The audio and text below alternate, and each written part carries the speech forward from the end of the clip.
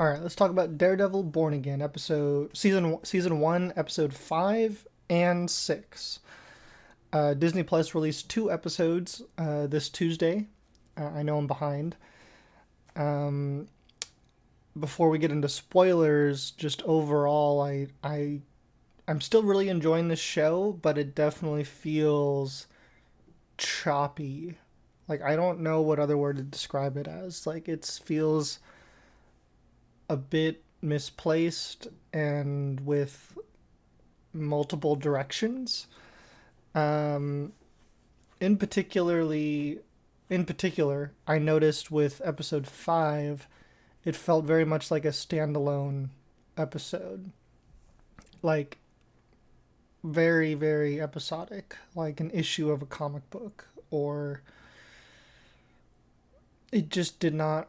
It barely tied into the bigger story of Kingpin, and but like if you if you just watched it by itself, you wouldn't know that necessarily, and it's just like a little heist, a mini heist movie. It felt like with Daredevil, and the second episode felt more on track, but it almost made me think like, did they release these 2 episodes to just kind of get that one out of the way, and keep everyone on track for the week? I don't know. It wasn't bad. It was really well done, and parts of it I love. I love the whole thing. It just didn't feel like it tied in with the rest of the story that much.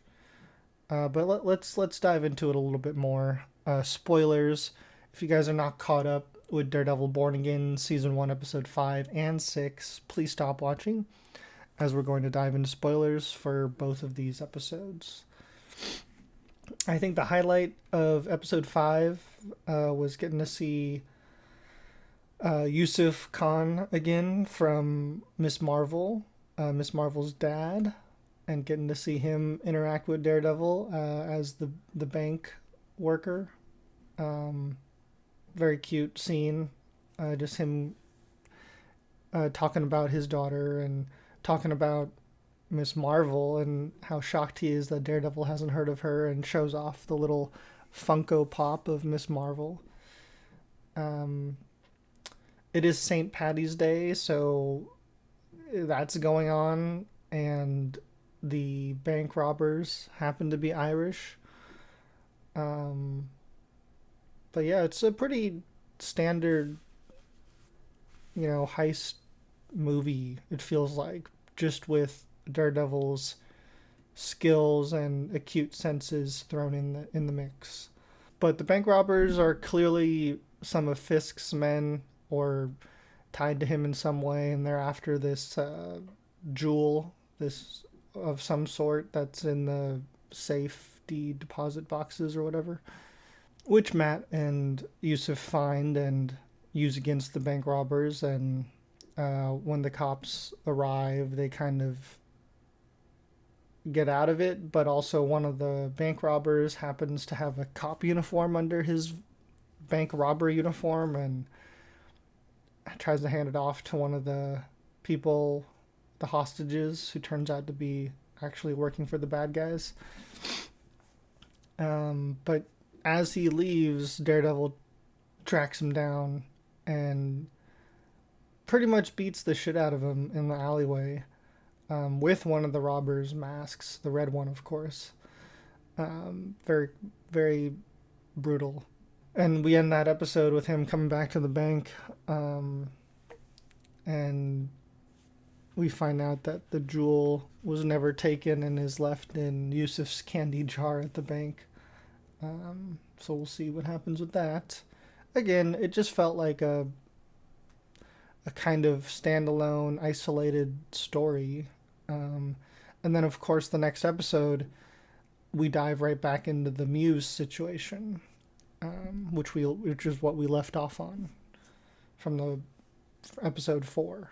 There's a quick random scene of this guy showing off a clip he has of the swordsman from Hawkeye, which was interesting, but also a little random. I don't really see how this is going to fit in. But yeah, the city starts to come across more and more of Muse's victims and his graffiti work. Matt's praying and thinking about Foggy, and I mean, I miss Foggy and Karen. Like, it was a little throwing me off that they were like promoting this show for months and going on tour and doing the press, and they're like only in the first two episodes. But they're also announcing that they're going to be in the second season, so it's like really confusing. There feels like they're all over the place. Fisk is doing his own thing, sorting out his shit with the Irish guy. Mad at his girlfriend, aka Fisk's therapist. Tells him about the book he's writing, the book she's writing about vigilantes, and wants his opinion. Starts to ask him about like interviewing vigilantes that he knows since he works in that crime justice department. She even references wanting to interview Frank Castle and Daredevil himself, which is a sticky situation for Matt. Kingpin finds out about Muse and starts to kind of come up with a plan to counter Muse. Matt gets a visit from Ayala's the White Tiger's niece. I'm forgetting her name already. Who we do know from the comics does become the next White Tiger. Who kind of just comes into. I wasn't expecting to see her again so soon, but she really is kind of pushing Matt to become Daredevil again. Just by fighting for the same thing her dad was and asking him to do something, and kind of lights that spark under Matt again in a way. Maybe not. I mean, like, later we do get to see her taken hostage by Muse and forces Daredevil to go and save her. I mean, he does have the option to call the cops, but I don't know. She does light a fire in him a bit, but at the same time, I feel like he was already getting there. But yeah, we get to see Fisk create his task force, the anti-vigilante task force or whatever. Muse has now captured the niece, and Daredevil has to go and save her.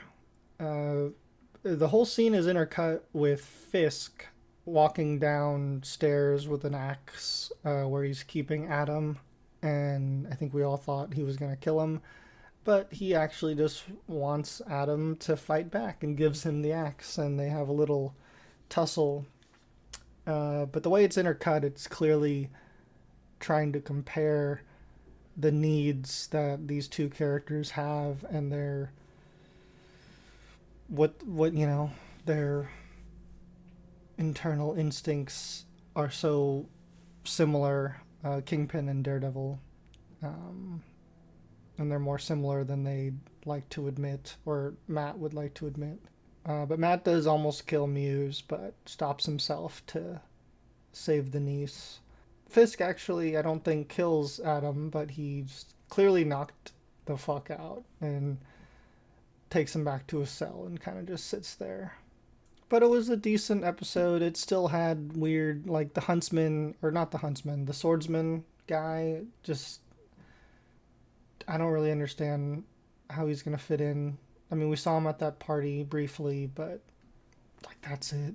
Hector Ayala's niece, I like that we're getting to see more of her. She's clearly kind of there to like help Matt's character.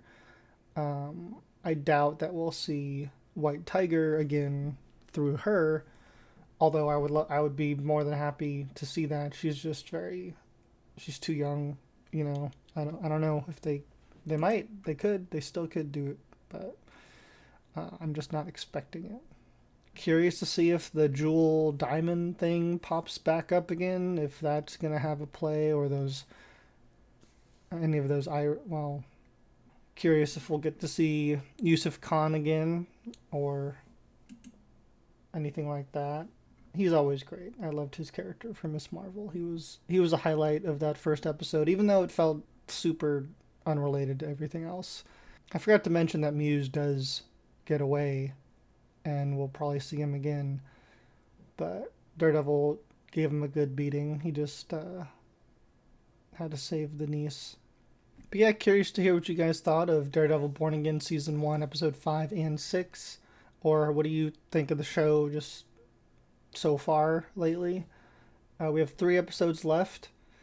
Kind of a lot to tie up. I know they're already filming Season 2. Leaks are coming out for Season 2. But yeah, what do you guys think? Are you guys enjoying Daredevil Born Again? Are you excited for Season 2? Let me know down below. Stay tuned for more. I will be doing the next episode next Tuesday, so stay tuned for that. Don't forget to like, comment, and subscribe. Thank you guys so much for watching, and I hope you have a wonderful, wonderful day.